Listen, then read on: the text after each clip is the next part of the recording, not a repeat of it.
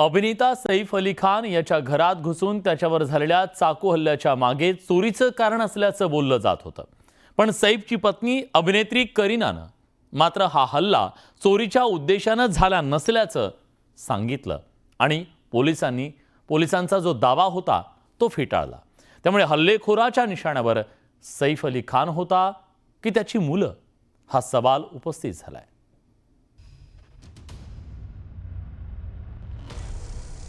सैफ अली खानवरच्या हल्ल्याप्रकरणी सैफची पत्नी करीना कपूरचा जबाब पोलिसांनी नोंदवलाय। करीनाच्या या जबाबातून बुधवारी मध्यरात्री घरात नेमकं काय घडलं याचा बऱ्याच अंशी उलगडा झालाय। तसंच चोरीचा उद्देशही करीनाच्या जबाबामुळे काहीसा मागे पडल्याचं दिसतंय। मुंबई पोलिसांनी नोंदवलेल्या जबाबात करीना म्हणतेय, आरोपी घरात शिरला तेव्हा खूप आक्रमक दिसत होता। त्यानं सैफवर अनेक वेळा वार केले। आम्ही जीव वाचवण्यासाठी 12व्या मजल्यावर गेलो, मात्र आरोपीनं घरातलं काहीही चोरलं नाही असं करीनानं पोलिसांना सांगितलं। दागिने समोर असूनही त्यानं चोरी केली नाही। संपूर्ण घटनेनंतर करिश्मा सगळ्यांना तिच्या घरी घेऊन गेली असा जबाब करीनानं नोंदवला। हल्लेखोर सैफ करीनाचा लहान मुलगा जेहच्या रूमच्या मध्ये शिरला त्यावेळी त्यानं जेहच्या नाकाला हात लावल्याचं सांगण्यात येतं। तसंच घरातील आया आणि मदतनीस यांना शांत राहण्याची धमकी दिली। यावेळी जेहला उचलण्यासाठी आलेल्या लीमावर त्यानं आधी हल्ला केला, त्यानंतर सैफवरही हल्लेखोरानं चाकून वार केला। त्यामुळे या सगळ्या प्रकारानं करीना प्रचंड हादरल्याची माहिती पोलीस सूत्रांनी दिली आहे। करीनाची बहीण करिश्मा कपूरनं तिला तिच्या खारच्या घरी घेऊन गेली। दरम्यान दुपारी 12 वाजेच्या सुमारास करीना कपूर लीलावती रुग्णालयात सैफच्या भेटीसाठी दाखल झाली।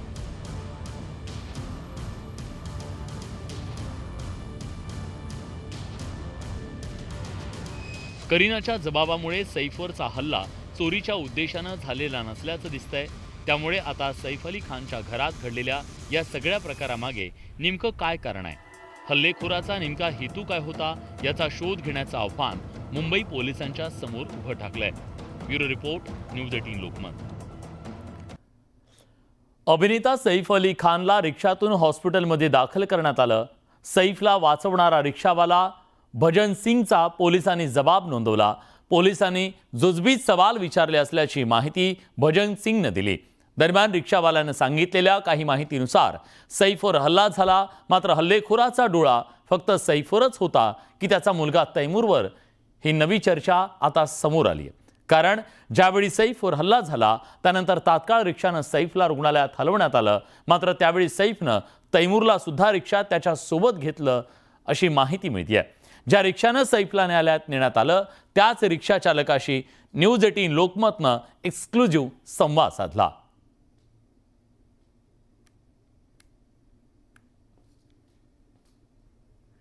दरम्यान सैफ अली खानच्या हल्ल्यावरून आमदार जितेंद्र आव्हाड यांनी काही सवाल उपस्थित केलेत। एक ट्विट केलंय आणि त्या ट्विटच्या माध्यमातून त्यांनी हे सवाल उपस्थित केलेत। आपण जाणून घेऊया ते काय म्हणतायत। सैफ अली खान यांच्यावर झालेला हल्ला हा पूर्वनियोजित कटाचा भाग असू शकतो। गेली अनेक वर्षे ज्या पद्धतीने सैफ अली खान यांना त्याच्या मुलाचं नाव तैमूर ठेवल्यावरून टार्गेट केलं जात होतं ते पाहता धार्मिक कट्टरतावाद्यांकडून हा हल्ला करण्यात आलेला आहे किंवा कसं, या दिशेनं तपास होणं गरजेचं आहे। कारण सैफ अली खान यांच्यावर एकूण 6 वार करण्यात आल्याचं प्राथमिक माहितीतून समोर येत आहे। त्यातील 2 वार हे अतिशय गंभीर स्वरूपाचे असल्याचं कळतंय। एक वार त्यांच्या मानेवर करण्यात आलेला आहे, त्यामुळे त्यांच्या मणक्यावर गंभीर दुखापत झाली आहे। हल्लेखोराची वार करण्याची पद्धत बघता वार हा जिवे मारण्याच्या हेतूनच करण्यात आल्याचं प्रथमदर्शनी दिसून येतंय। सैफ अली खान हे भारतामधील 4थ्या क्रमांकाचा सन्मान समजला जाणाऱ्या पद्मश्री पुरस्कारानं सन्मानित आहेत, हे विशेष। दरम्यान सैफ अली खान वरच्या हल्ल्यामुळे सगळं बॉलिवूड हादरून गेलंय। हिंदी सिनेमातील थरारक दृश्याप्रमाणे तो सगळा प्रकार होता। सैफच्या घरात चोराला आधी कुणी पाहिलं, त्यानंतर चोरानं कुणावर हल्ला केला, सैफनं चोरट्याचा मुकाबला कसा केला, ते सगळा घटनाक्रम आता समोर आलाय। तारीख 16 जानेवारी 2025। ठिकाण सद्गुरू शरण, वांद्रे पश्चिम, मुंबई। 12वा मजला। वेळ रात्री 11 वाजता. अभिनेता सैफ अली खानची मोलकरीण लीमा फिलिप्सनं सैफचा मुलगा जेहला जेवण भरून झोपी घातलं. त्यानंतर लीमा ही झोपी गेली. पण मध्यरात्री 1:15 वाजण्याच्या सुमारास आवाजामुळे लीमाची झोप मोड झाली.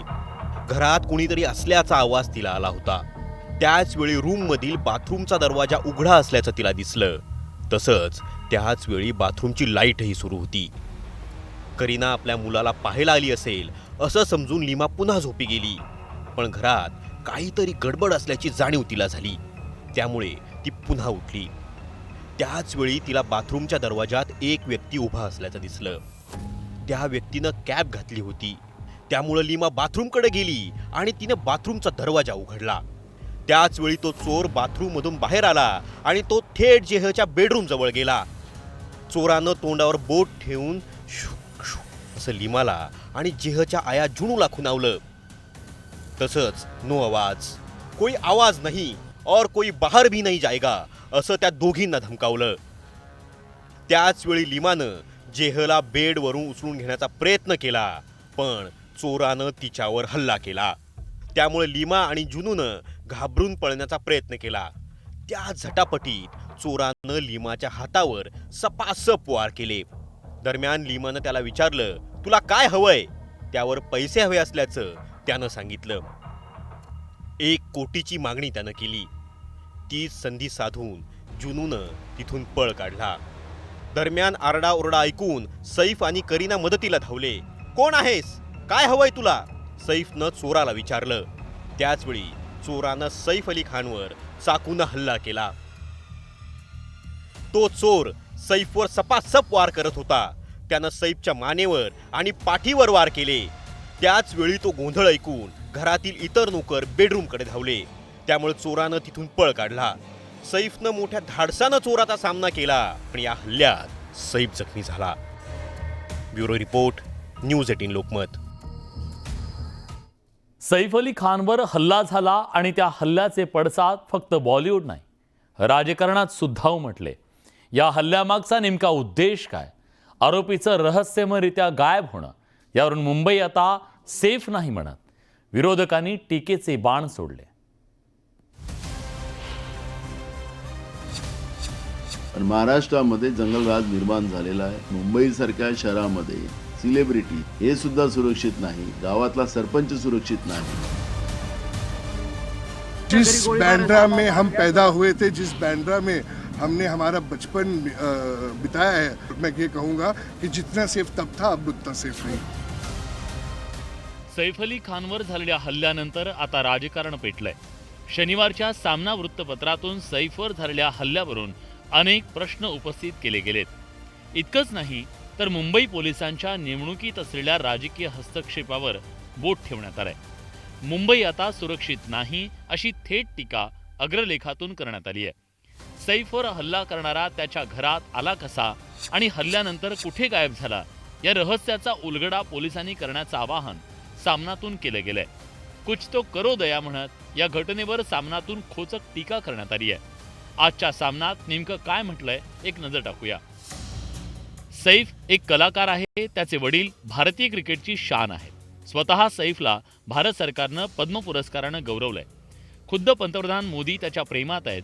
अशा सैफवर चाकू हल्ला करणं तितकंच रहस्यमय आणि धक्कादायक आहे.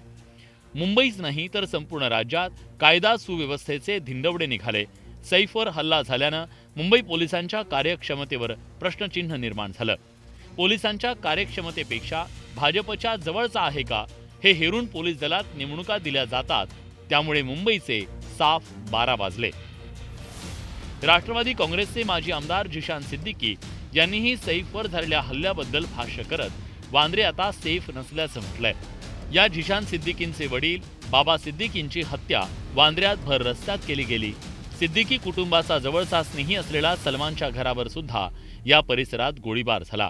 जिस बांद्रा में हम पैदा हुए थे, जिस बांद्रा में हमने हमारा बचपन बिताया है, उस बांद्रा और अब इस बांद्रा में बहुत फ़र्क है. और ज़रूर मैं ये कहूँगा कि जितना सेफ तब था अब उतना सेफ नहीं है. काँग्रेस प्रदेशाध्यक्ष नाना पटोलेंनी या घटनेवरून महाराष्ट्रात जंगलराज निर्माण झाल्याची टीका केली, तर गावातला सरपंच असो की शहरातला मोठा सेलिब्रिटी कुणीही सुरक्षित नसेल तर हे यंत्रणांचं अपयश असल्याचं पटोलेंनी अधोरेखित केलंय.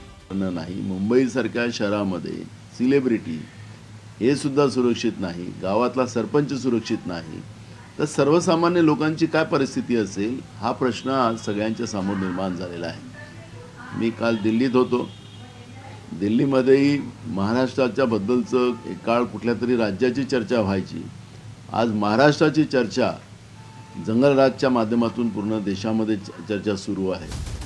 सैफ अली खानवर हल्ला करणारा आरोपी अजूनही पकडला गेलेला नाहीये, पण या घटनेवरून राजकारण मात्र जोरात रंगलंय. बीडच्या प्रकरणावरून गृह खातं आणि पोलिसांवर प्रश्न उपस्थित करण्यासाठी विरोधकांनी आता सैफच्या हल्ल्याचा विषय लावून धरलाय. Bureau report, news 18 Lokmat, Mumbai.